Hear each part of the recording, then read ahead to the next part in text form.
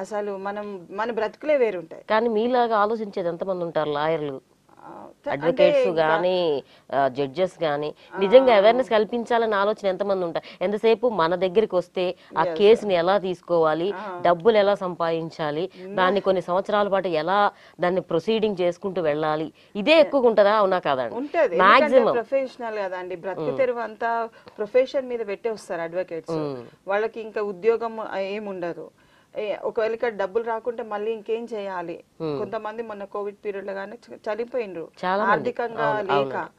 అందుకనే ఇప్పుడు చట్టం అంటే కేసెస్ ద్వారా వచ్చిన ఇది జాబ్ కాదు.